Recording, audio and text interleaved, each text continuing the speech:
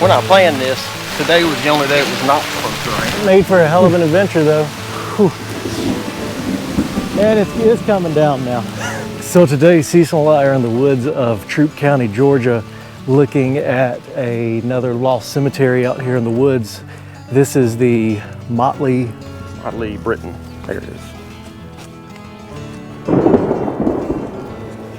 Just in time.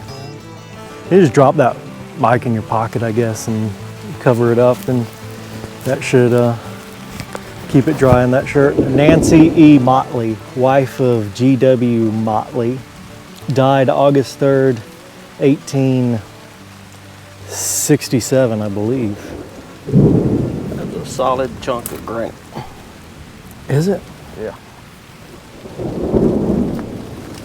That's pretty impressive. So there must have been like a quarry for this kind of... Hey, we should just take shelter under these tall trees. Yeah. There must have been a quarry for this kind of stone out here somewhere nearby, because wasn't there another cemetery that we looked at in Troup County that had this type of rock? But yeah. Maybe not as big pieces as that. But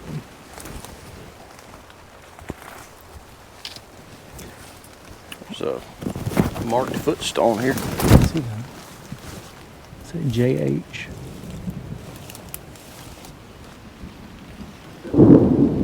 Oh, there's a headstone right here, sir.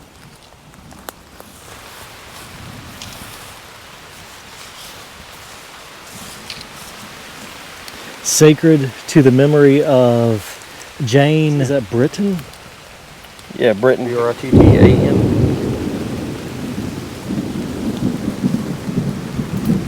And that's just a field stone marking a grave right there. And then these fieldstone box tombs back here. Oh, and there's one right there.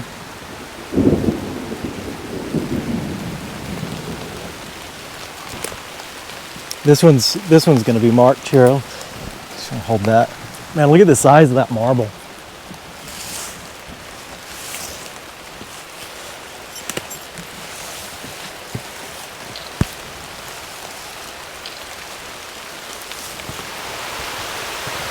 All right, I'm gonna have to call it the camera. Whew. Whew. And it's coming down now.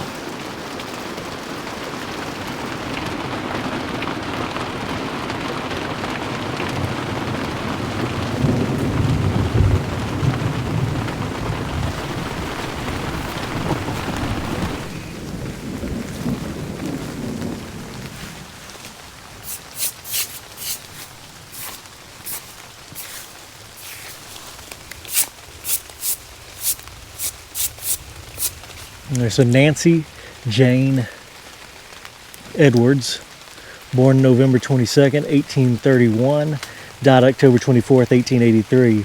Her life was beauty, truth, and love. I didn't even see that one well. There's one right there too. Oh wow, yeah, there is. Crazy, man. Pretty thick carpet on this one. Yeah, it is.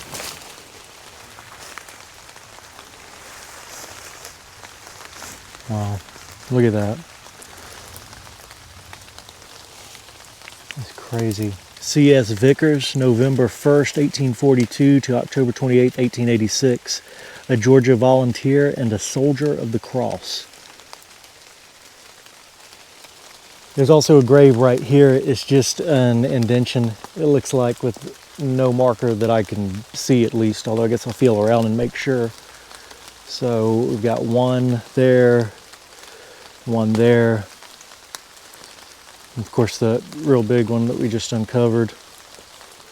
And then this one remains to be uncovered.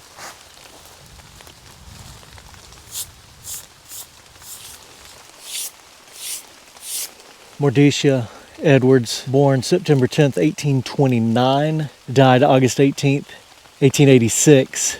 Unto thy hands I commend thy spirit.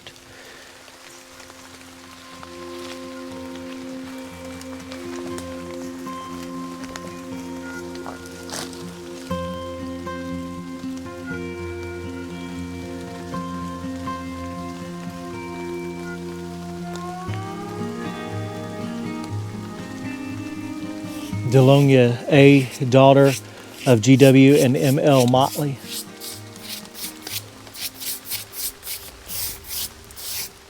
In memory of John A. Motley, born October 70 something and died 1876 maybe.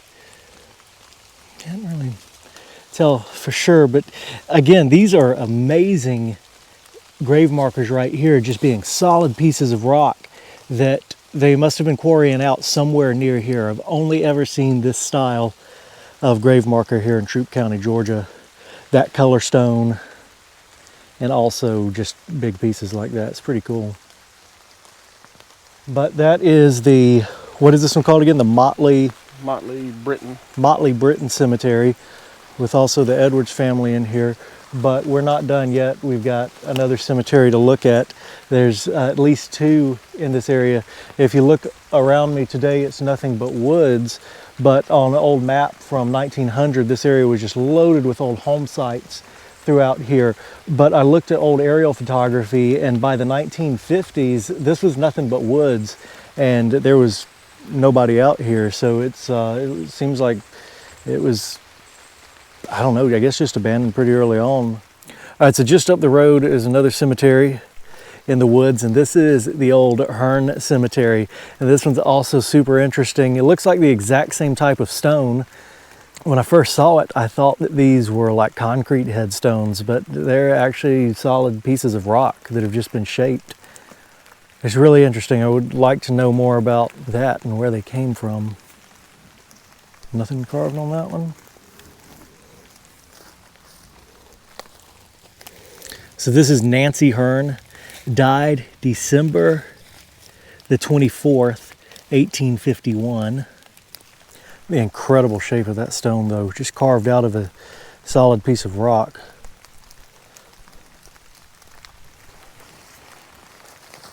There's a grave right there. It's just marked with fieldstone. But there's another one of these big markers that is marked with another grave right there. That's just marked with fieldstone. John Hearn died 1852, aged 84 years. Now look at aged on there. It's AGD, 84 years, 1852. John Hearn. There's another grave right there, marked with just a fieldstone. But these markers are incredible. Same type of rock as the big one and the other one, but just ornately carved. And that surely took some work to do, hand chisel all of that out. Box through here. Yeah, there's an indention, an indention, an indention. A lot of graves. There's graves all throughout there. Just very few marked ones. I think that's J.M. Hearn, died 1856.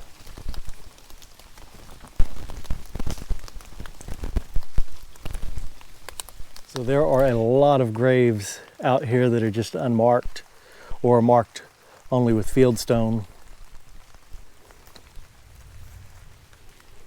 And I was looking at the old topo maps that show where houses were around here, and it looks like their home place was just right across the road from here, more or less. But again, by the 1950s, all of this was woods.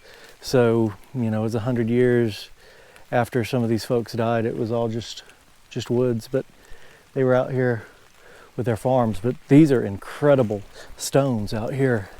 And there's another row of graves out here. There's a fieldstone marking one right there. That's a grave-shaped indention right there. So there's 1, 2, and if we just kind of follow the row down, we can see 3, 4, and then I see 5, 6. Cecil's pointing at. So a whole lot of burials right here.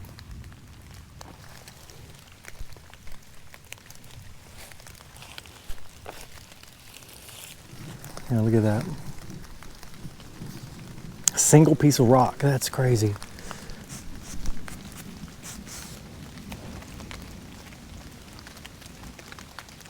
Almost looks like granite.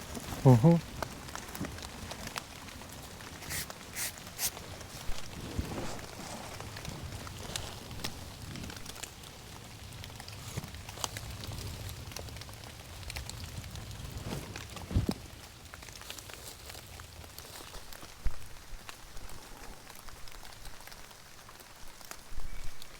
The font on that stone looks a lot like the font style that Rock Jackson carved on his green schist stones. I mean, I don't know that it would be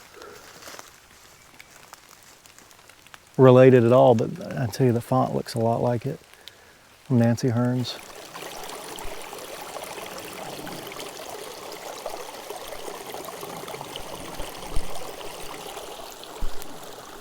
So this is just off the side of the road, and this is an old road that runs back towards that cemetery.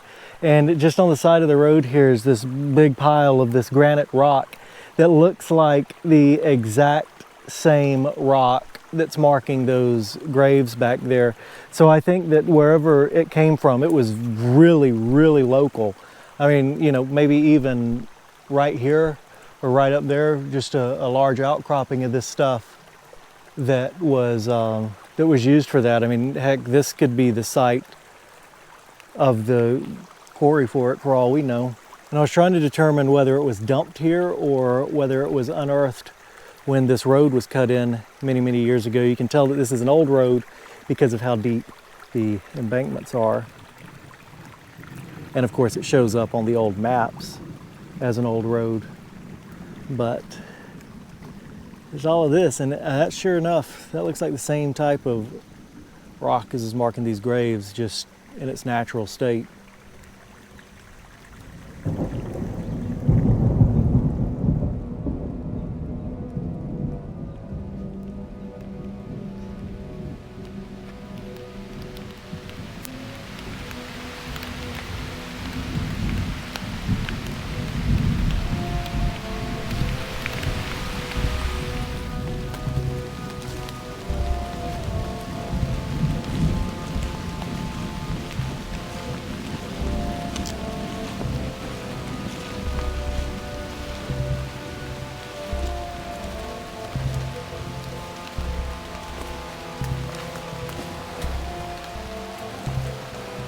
So this is more of that big granite type rock, just huge slabs of it.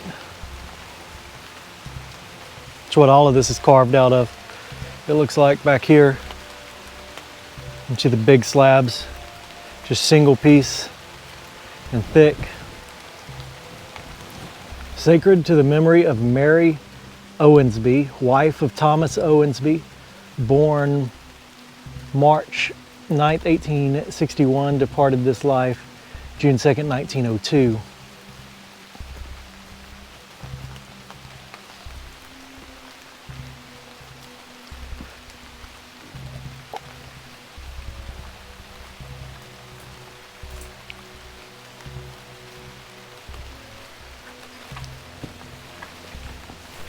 Dang it, man.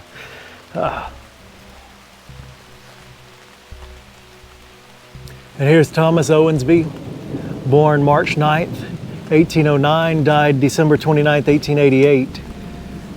Into thy hand I commend my spirit. Psalm 31:5, Roman numerals there. That's interesting. I really wonder who was making these stones like this.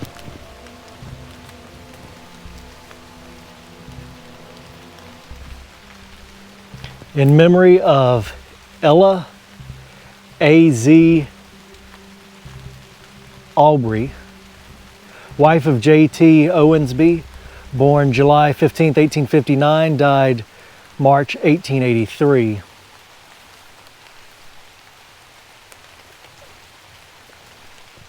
And in memory of J.T. Owensby, born March 9, 1855, died April 21st, 1890. This is another one, and look at that lean on that obelisk right there. You wouldn't want to be standing under that when it inevitably falls, but it's still got that big base of this granite rock, just like these do back here. So on this back row, there's 1, 2, 3, and 4 marked graves. And that seems to be the furthest out of the graves. Then another row here, but this is the last of these granite graves. Actually, I take that back. I think there's more over there. This is in memory of Angeline Wilson, wife of J.T. Wilson, born April 5th, 1852, died April 23rd, 1879. Look at the way it's actually carved down and sitting in a little recess in there.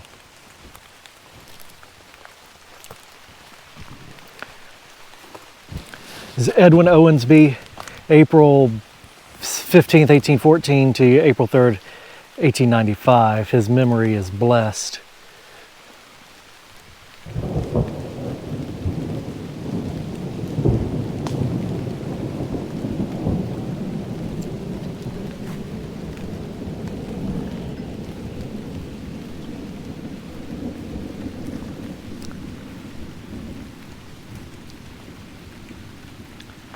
A light from our household is gone. Jane A., wife of S.B. Bogus, B-O-G-G-U-S, January 22nd, 1846 to May 4th, 1908. That one has a lot of words on it. This is Mr. S.B. Bogus, April 14th, 1830 to June 5th, 1888. At the bottom it says, gone home. Death was the gate through which to life he passed. And I think that this is going to be the top of this one. It says love on the side, hope.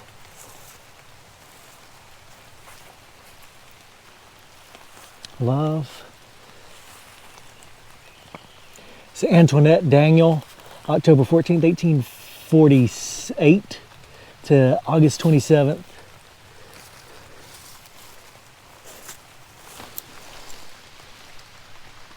(1940). It's way newer than I thought it would be.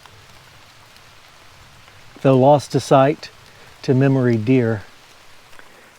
Edwin Daniel, June 3rd, 1837 to January 1st, 1895. Earth contains a mortal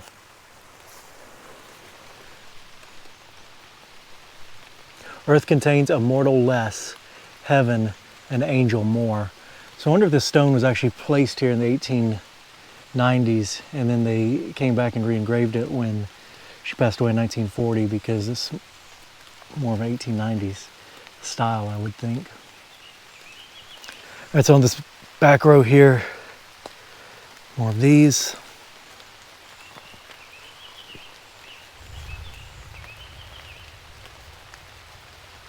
William Owensby, born October 5th, 1816, died July 4th, 1882. God in his wisdom has recalled the boon this love has given, and though the body slumbers here, this soul is safe in heaven. William Owensby and Nancy Owensby was married April 3rd, 1849. Man, what interesting carvings in these.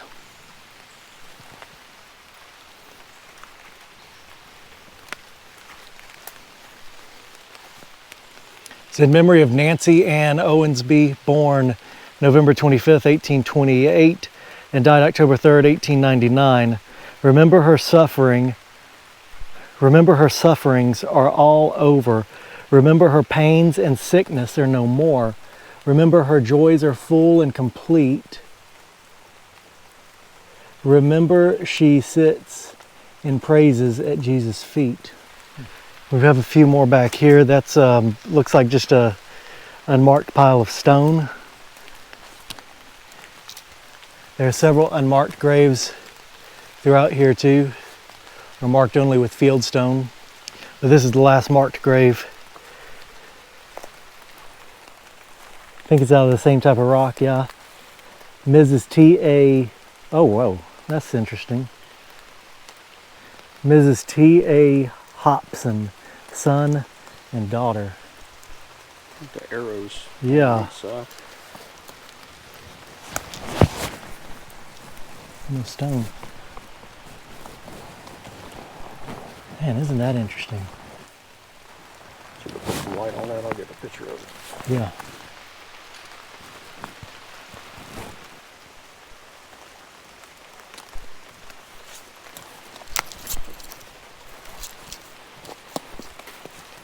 Mrs. What does it say, Mr.? I think on the back it says Mr. T.A. Hobson.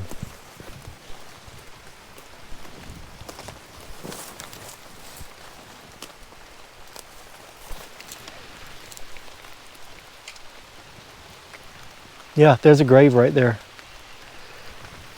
There's an indention right there. So I know the indentions are kind of hard to see, but there's a grave there. And there. Yeah, and there. And there. Look, here's a child's here. Okay. Headstone, footstone.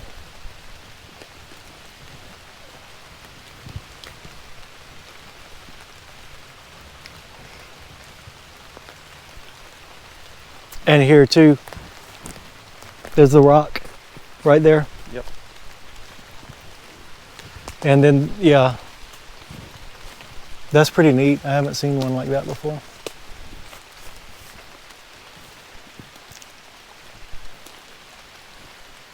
It's a pretty neat cemetery.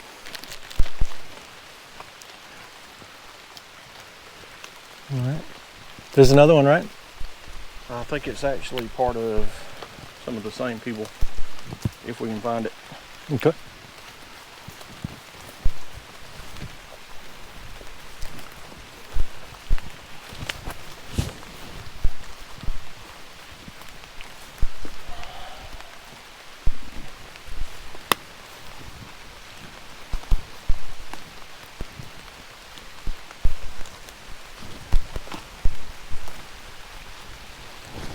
This looks like an old road bed here. I see it, Cecil. Yeah, right here. Right there. Yeah. This is mostly the children from that family. Wow.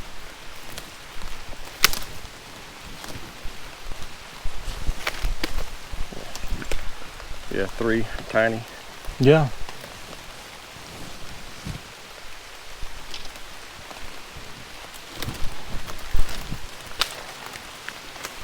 You know, start at the end, I'll hold the light on them.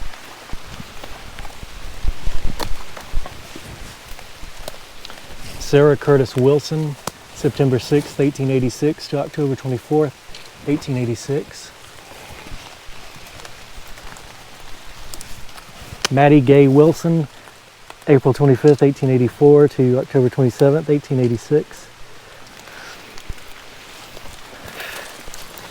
And lastly, Claude Lee Wilson, October 13th, 1889 to February 27th, 1890. Oh, you can turn it off.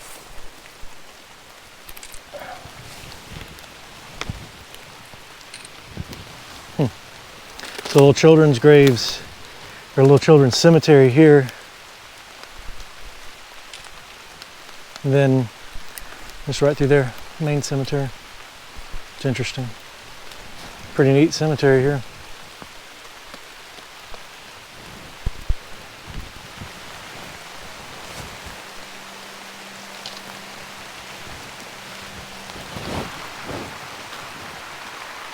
Oh, I didn't get that one back there.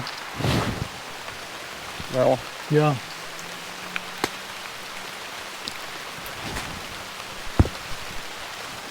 Oh, did you see this one? Yeah. I don't know if it should be marked or not. Yeah, that's like an old box tomb or pieces of a box tomb right there, made out of that kind of rock.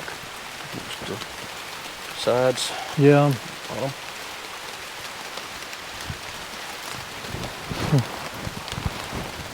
Yeah, there's another unmarked grave right there, just fieldstone, but yeah.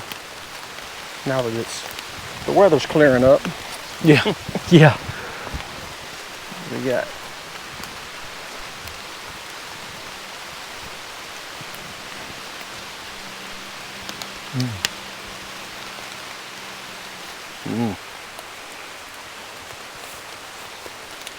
It's mushrooms, not bones. Oh yeah.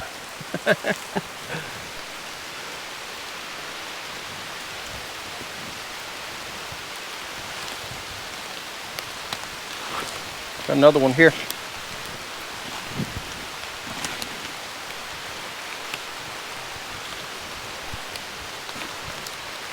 Yeah. Or what it says on it.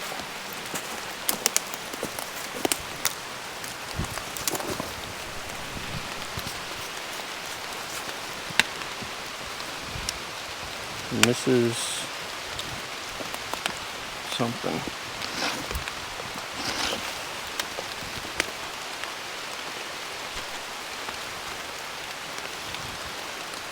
I can't make it out at all. It's going to be McCarran, Owensby, Hill, McGee. Got a older picture of it. Somebody came and chalked it. You could read it. Yeah.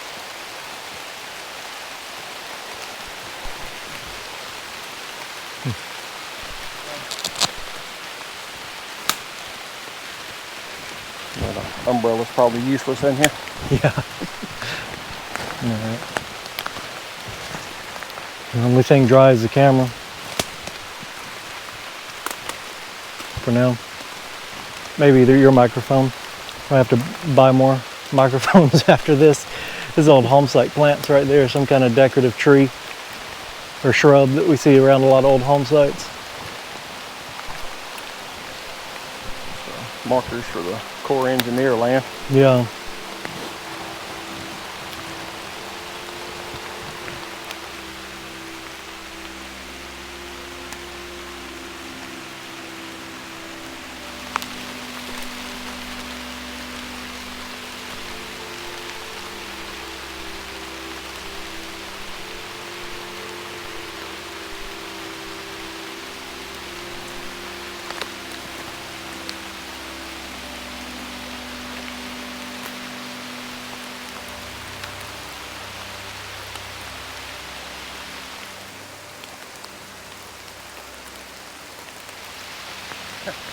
We're not playing this. Yeah. Today was the only day it was not supposed to rain. I know, right?